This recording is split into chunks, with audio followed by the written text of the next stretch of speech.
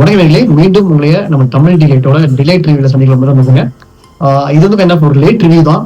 Recent டேஸ்னால review கொடுக்க முடியாதனால என்னால இந்த படத்தை பத்தி பேச முடியல. இந்த படம் ஆல்ரெடி நான் பார்த்திருந்தேன். இப்போ ரீசெண்டா செகண்ட் டைம் அகைன் பார்த்துட்டு எனக்கு கண்டிப்பா உங்கள்கிட்ட சொல்லுவோம். ஸோ ஒரு சில படங்கள் நம்ம லேட்டா ரிவ்யூ சொன்னா கூட அந்த படங்கள் நீங்க வந்து ஓடிடில பாப்பீங்களா, ஸோ அதுக்கு யூஸ்ஃபுல்லா இருக்கும். கண்டிப்பா குட் கண்டென்ட். ஸோ இந்த படம் பார்த்தீங்கன்னா இப்போ ரீசெண்டா one of the Telugu movie தான். நெட்ஃபிளிக்ஸ்ல இந்த படம் காண கிடைக்குது. கோட் ஸ்டேட் வெர்சஸ் நோபடி அப்படின்னு சொல்லிட்டு இந்த படம் வந்து ஒரு என்ன சொல்றது, ஒரு டோட்டலா ஒரு நியூ கேஸ்ட் குரூ வந்து வச்சு ஆக்டர் நானி அவர் தான் வந்து இந்த படத்தை ப்ரொடியூஸ் பண்ணாரு. படம் வந்து சொல்லப்போனா இப்ப இருக்க current generation people, current generation, young generations and இந்த சொல்லுவாங்க ஜென்இசட் அப்படின்னு சொல்லுவாங்கல்ல, அவங்கலாம் கண்டிப்பா பார்க்க வேண்டிய படங்க. ஏன்னா இந்த படம் வந்து மெயினா வந்து எதை பத்தி பேசுதுன்னா வந்து போக்சோ ஆக்ட். அந்த போக்சோ ஆக்ட் பத்தி ரொம்ப தீவிரமா வலியுறுத்துற ஒரு படம்.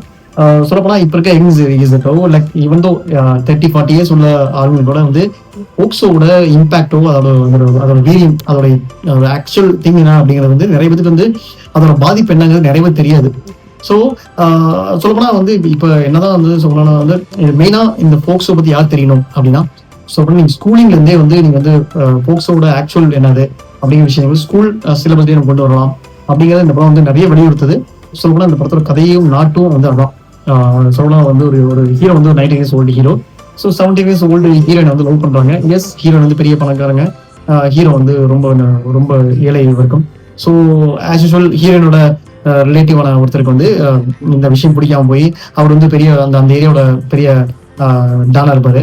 ஸோ அவருக்கு என்னன்னா வந்து நம்மளோட ரிலேட்டிவ் பொண்ணு இப்படி பண்ணுதுன்னா நம்ம பொண்ணு இப்படி பண்ணோம் ஃபியூச்சர்ல, ஸோ அதை நம்ம தடுக்கணும் அப்படின்னு சொல்லிட்டு இந்த ஹீரோ மேல நிறைய கேஸ் போடலாம்னு சொல்லிட்டு போக்சோ ஆக்ட் அந்த மாதிரி ஒரு நிறைய விஷயங்கள் அந்த பொண்ணு வந்து ரேப் பண்ண ட்ரை பண்ணாரு அதுன்னு சொல்லிட்டு நிறைய கேஸ் போடுவாங்க.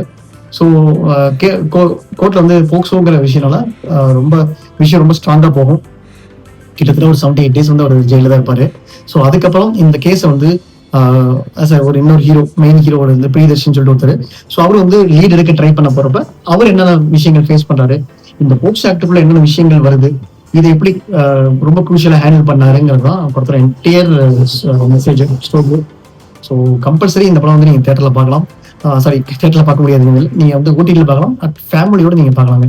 ஸோ எனக்கு தெரிஞ்சு இந்த படம் வந்து not only family people, every young G அப்படின்னு சொல்லுவாங்கல்ல, ஜென் ஜி பீப்புள் வந்து கண்டிப்பாக பார்க்க வேண்டிய படங்க.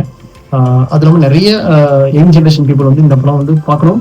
அண்ட் இந்த மாதிரி ஒரு போக்ஸ் ஆக்டுங்கிற விஷயங்கள் வந்து ஃபியூச்சர்ல வந்து சிலபஸ்லயும் வந்தா நல்லாவே இருக்கும். ஸ்கூல் சிலபஸ்லயும் வந்தா அந்த இம்பாக்ட் வந்து கரண்ட் அந்த பீப்புளுக்கும் இது ரீச் அவுட் ஆகுங்கிற விஷயத்த இந்த படம் நல்லா வெளியிருக்கு.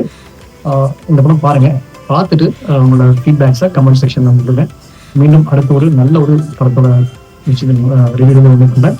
அன்டில் தென் வணக்கங்க.